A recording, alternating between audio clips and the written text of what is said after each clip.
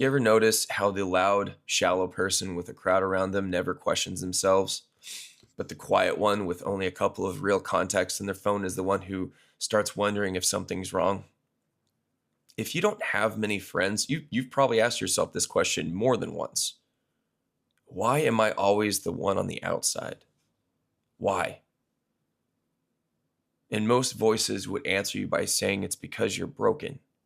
You need to be more outgoing. You're doing something wrong. But my answer to you is this: look carefully at how you're built, because it's not a defect, it's a design. And I want to walk you through 5 traits that show up time and time again in people who have few to no close friends. And it's not because they're unlovable people, it's because they're rare. And rare doesn't fit well into average rooms. And as I go through these, you're probably going to recognize yourself in more than one of them. So let's start with the one that quietly ruins your ability to just hang out. You don't have a high pain tolerance for fake behavior.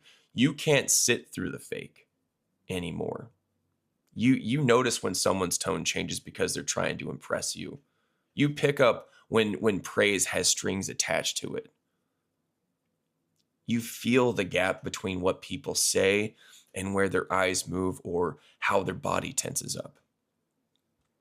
Most people don't track that. They hear the words, they smile, and they move on. But you hear the words, and you also see their performance behind them. And here's the problem. Once you see it, you can't unsee it. You try to sit in a group where everyone is performing for each other, and it feels like being stuck in a play where you're the only one who remembers it's not real. And so what do? Well, you pull back, you talk less, you watch more. Sometimes you stay home. And from the outside, it looks like you don't like people.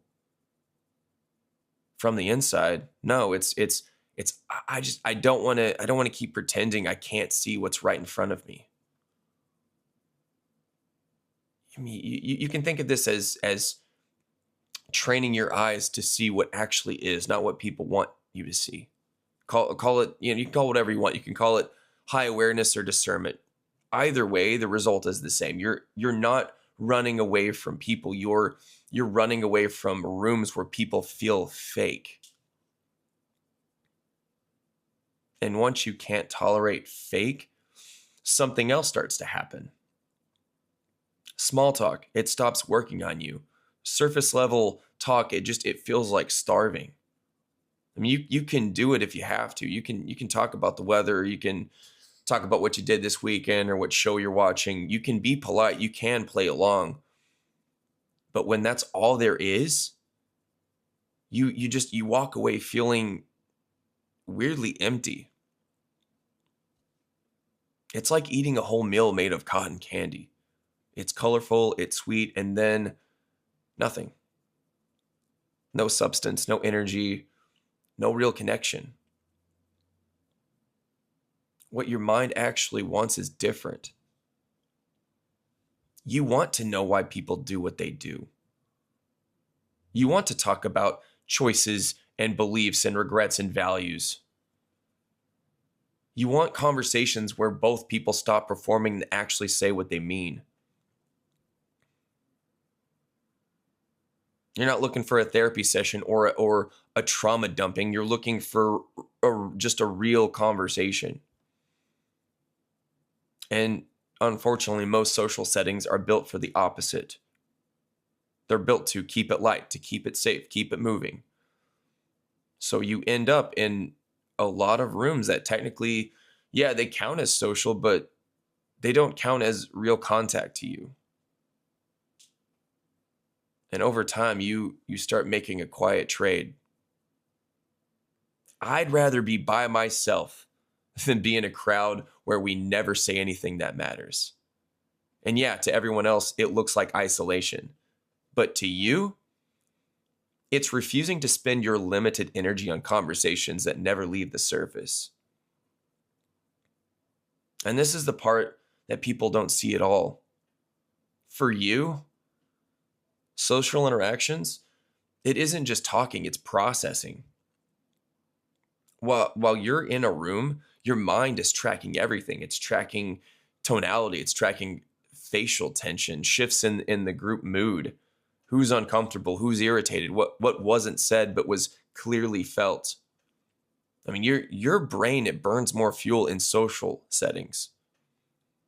And you're not doing any of this on purpose. That's just how your brain is wired. And other people, they walk out of that same room feeling energized. You walk out feeling like your internal battery dropped 40%. And no, it's not because you hate people. It's because your system is doing more work than theirs. Every joke, every side comment, every glance, your mind, it registers it, it sorts it, it makes sense of it. That takes energy. And what does any system do when it's overworked? Well, it reaches for quiet. It's not necessarily because you prefer being alone in some dramatic way, some grandiose way. It's because alone is where your brain finally stops scanning and can breathe. And yes, from the outside, it looks like you're always disappearing, but from the inside, it's, hey, if I don't step back, I won't think clearly or feel like myself. You're not just ghosting people, you're returning to your own mind to get steady again and to let your body and thoughts calm down. Either way, it makes large, constant social circles hard to maintain. It does. You don't have the energy to stay on all the time, so you don't. And here's another rare trait that quietly pushes you out of most people's rhythms. You don't build your sense of self out of other people's reactions. You don't need an audience to feel real. You can sit in a room with no notifications and no messages and no one praising you, and you still feel like a person. You still feel real. You still have things you're working on in your own head, in your own life. And that might sound normal to you, but it's not as common as you'd like. Not a lot of people do not know who they are outside of being seen. If they have no attention, it feels like they have no existence. So what do? They chase it constantly. But you're built differently. And yes, you like being seen and appreciated, but your core doesn't come from that. You can think your own thoughts without needing them to be validated.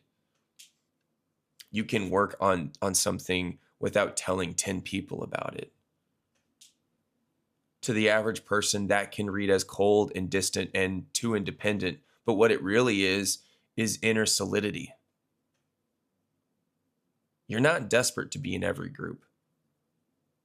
Unlike them, you're not chasing approval like oxygen. So you naturally say no more often. You don't cling. You're willing to walk away. And yeah, that makes your circle smaller, but it also keeps your self-respect intact.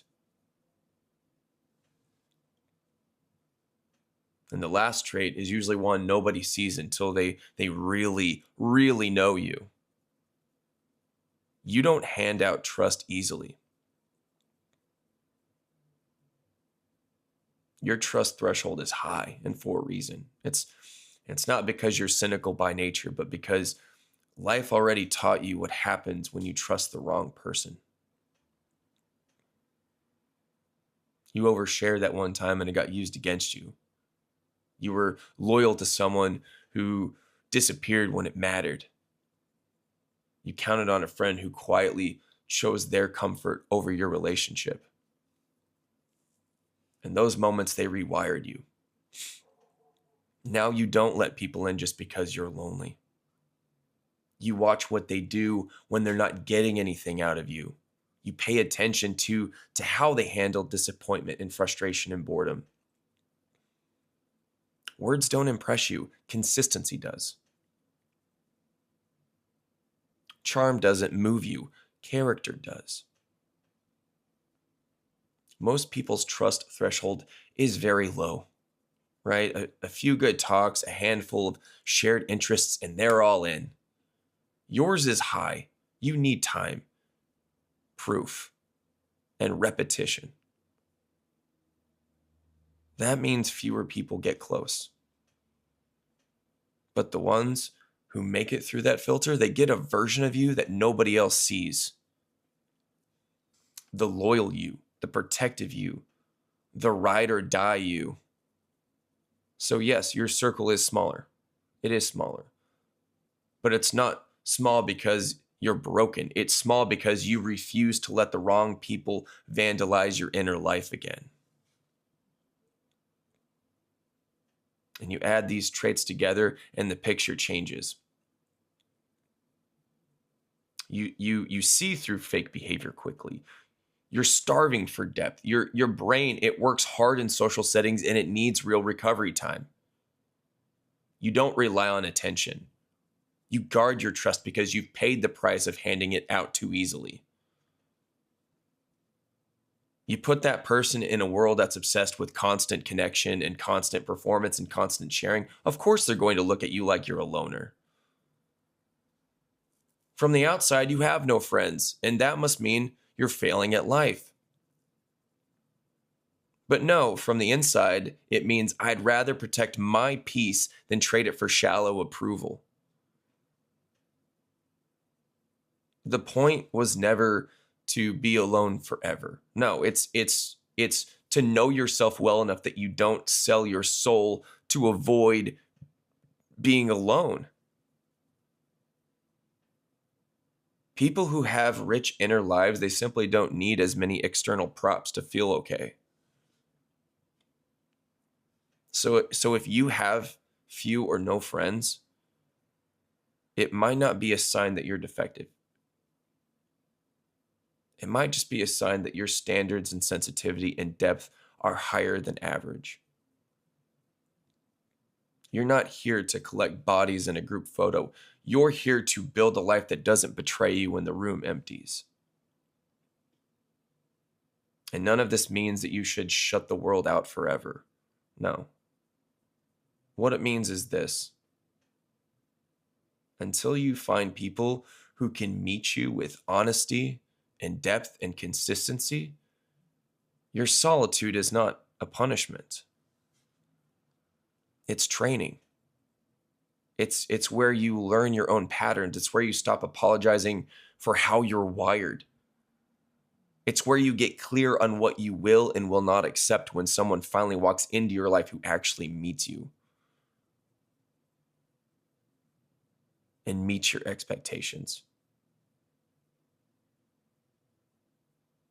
You don't need everyone. You need a few people who are serious about truth, as serious about it as you are. And until they show up, being the person with no friends might just be another way of saying you're the one person in the room who refuses to trade your mind, your peace, and your standards for the comfort of never being alone.